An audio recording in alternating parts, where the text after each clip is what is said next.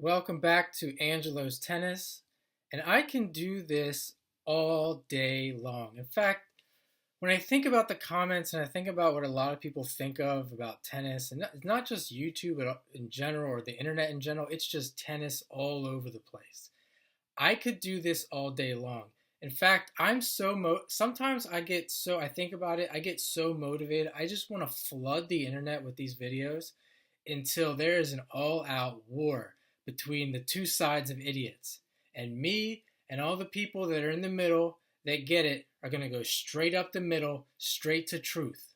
We're going to go we're going to straight arrow straight to truth. And we just let the left and the right duke it out.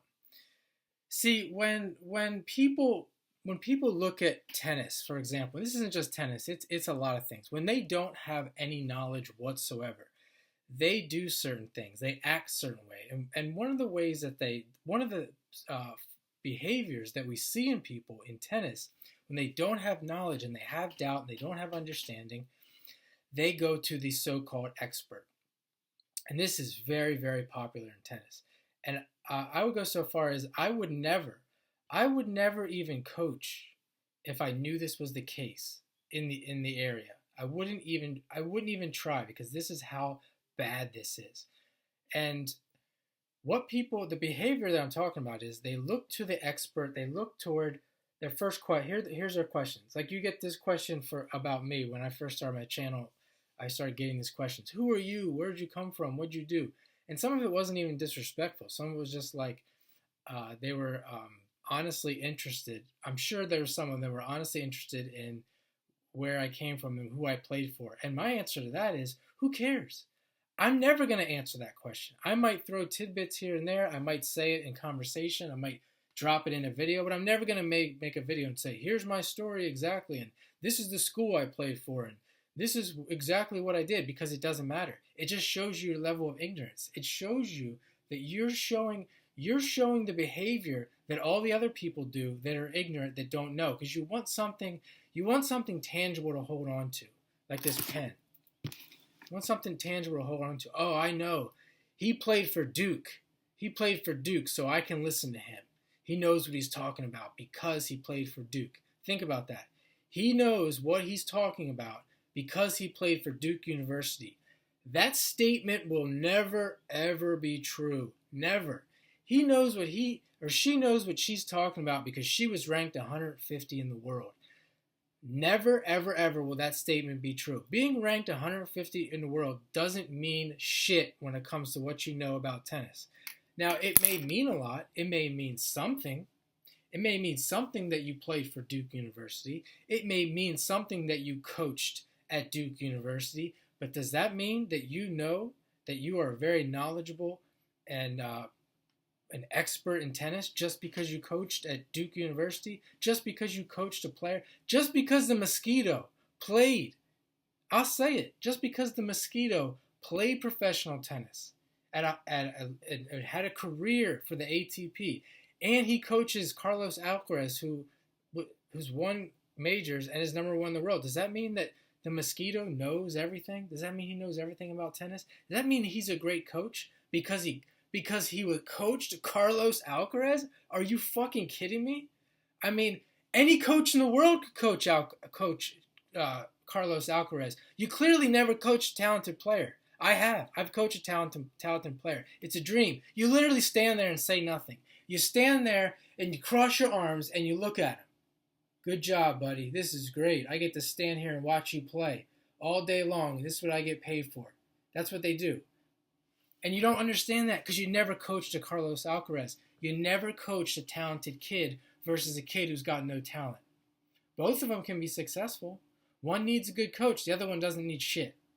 Doesn't need shit. I don't know what the Mosquito does for Carlos Alcaraz, but because he coaches Carlos Alcaraz, that does not mean he's a great coach. But you people, the way you think, you'll pay if the Mosquito was offering his services. One day, you know what these guys usually do? There's guys that tour the country, they tour the world, and they offer their services after they've done all this, and they charge thousands of dollars for these events. They charge hundreds of dollars for an hour lesson. And you people, you ignorant people who think this way, just all your money. goes out and they're cashing checks, cashing it in every day because of your ignorance. Because you think, because this is the way you think, you did this, so you must know what you're talking about. And it's because you're ignorant, because you don't know.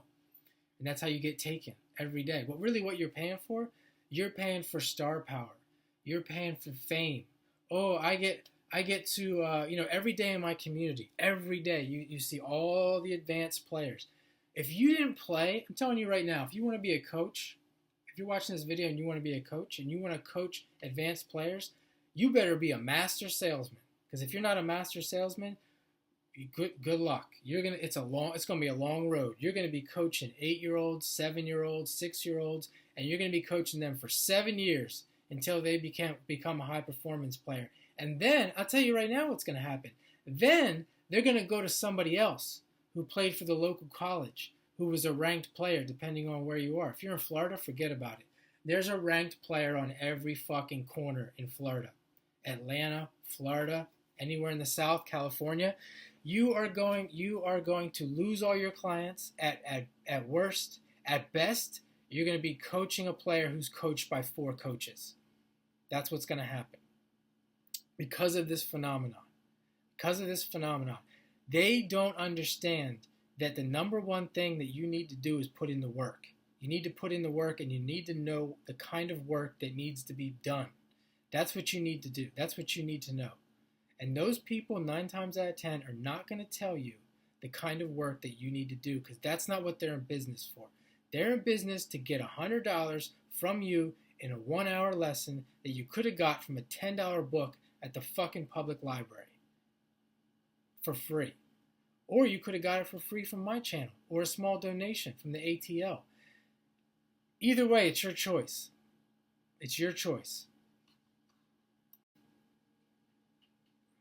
I'll tell you a couple stories. When I started to realize this. I was coaching. I was probably in my late 20s, and I started. This is how long it took me to realize this, so that I could explain it to people. I was in my late 20s, and I started coaching kids, and I was out in the court. I was hitting with one of the juniors at the club, and I'm doing my discovery method where I ask him questions, and asking things to see how he thinks and what he responds is, and what his response is. And I don't remember exactly how it went down, but I remember him saying something along the lines of, "You're the coach. You're supposed to know it all." And he wasn't joking. He was dead serious. And I was like, "You really think that?" This kid didn't know me at all. He didn't know me at all. All he knew is that I was a coach at the club. I wasn't even his private coach. He had a private coach, and I gave clinics there, and he was in the clinics occasionally. And because of that, this kid had so much respect for me from that standpoint that I knew everything there was about tennis. And this is when it also really clicked for me. I was in Washington, D.C., and I put a post up. I wasn't working in tennis, but I was living in Washington, D.C., and I put a post up. Actually, I was living in Arlington, Virginia. I put a post up on an Arlington tennis board. I think I said like 4-5 or 5-0 player looking for people to play with, and I got a response from a girl who played for Harvard. She said she was like 5-0. I don't even know if she told me she played for Harvard. So I meet with her, and I got so much disrespect from her at first. And we hit a little bit. Then she didn't even really ask me to pay her for lessons, but we started talking about it. She's like, "I'll take money for lessons." And then I was like, "Well, I'm a coach." And that's all I said. I'm a coach. I was a coach, and I coached for so many years. And she changed just like that. She was like, "Oh, you're a coach." And no exaggeration. She switched her attitude so fast, and she was being authentic. She wasn't faking it. We played a couple more times after that. She was a completely different person. She went from being a complete jerk to being so respectful of me. And this is the number one. At the time she was like 24. She just graduated 2 years ago. She was the number one player at Harvard University. You can look her up. Her first name's Monica. I forget her last name. If it comes to me, I'll say it. But her first name was Monica. Number one player for Harvard. And that's how she acted. Again, doesn't really know me. I didn't coach college tennis, didn't coach pro. One more story. It was also in Washington D.C. and I was on a dating app, and I met someone on a dating app, and it was really hard. It wasn't a popular dating app. It was it was a dating app that's not known very well. It was very hard to get her to come out. And then when I got her to come out, we played a little bit. I find out she played for TCU, Texas Christian University. She's from India. She was born in India. She was actually ranked as high as 250 in the WTA, and she had to quit because of injury. And her career was over. She was done playing. She was working in Washington, D.C. And the same thing with her.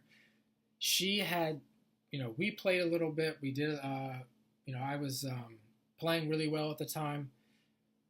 I told her I was coaching. I think we rallied a little bit. I came up to play volleys at the net, and I hit a tweener off the first volley. And, stuff like that. Maybe that impressed her. I don't know. But I think it was more or less the coaching. She was literally asking me for my advice. And she was serious. She wasn't joking. You could just see her demeanor and how it was and how much respect she gave to me just because I was a tennis coach. Didn't know anything about me. So these are just stories and examples of how players think. And I think even players who, it's not all of them, it's probably most of them, juniors at clubs, professional players, college players, especially if you're older than them. I'm not that much older than these people. I think I look fairly young, but I'm definitely, to them, I'm definitely older. This idea that I do think you should respect your elders and you should have respect for coaches, but the idea that you can't question them, that you shouldn't question them, that especially the way I'm telling these stories and the way people are thinking that, oh, I'm not going to question them. I'm just going to find out what their background was or see how good they are as a player. Can they beat me? Can they hang with me? Now I'm going to, all of a sudden just respect them now because they can play with me.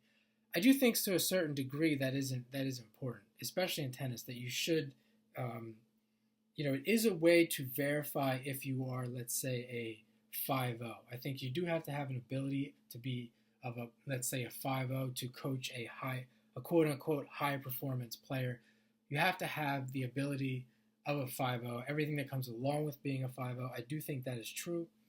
Also should have a extensive coaching background. But here's the thing. Most coaches don't have that extensive background of coaching, which is another reason why I think they do it, not really consciously. But if they were to actually find really good coaches and players, they would be so hard to find. It would be literally almost impossible. So I do think that's part of it as well. So I'm going to wrap this video up, and I'm just going to say this. If you're out there, you're watching this video, if you're a player, you're a coach, even if you're just a fan or you're watching these for entertainment purposes, thinking for yourself is crucial. And I know it's probably impossible to always think for yourself. We don't have time. We're busy. Sometimes you need trust, and there is a speed. There's a good book that I read by a Covey, one of the Covey brothers, or Covey, Stephen Covey, if you've heard of him. I don't know if it was him or his son, or if that's the right name, and the book is called Speed of Trust. So I am going to say that there is a level of speed when you're trying to get things done, when you trust people. So I will say that, but I just want to encourage people when it comes to tennis to question your coaches, question me, question anybody that is giving you guidance, and especially in tennis, is absolutely necessary. And there's absolutely nothing wrong with questioning the expert, no matter who they are. It doesn't matter if they're number one in the world. They will respect you more. If you had Carlos Alcaraz or Roger Federer on the court with you, and especially Roger Federer, and you're asking him questions and not just taking his word for it, he is going to like you. I guarantee it. He's going to respect you for it.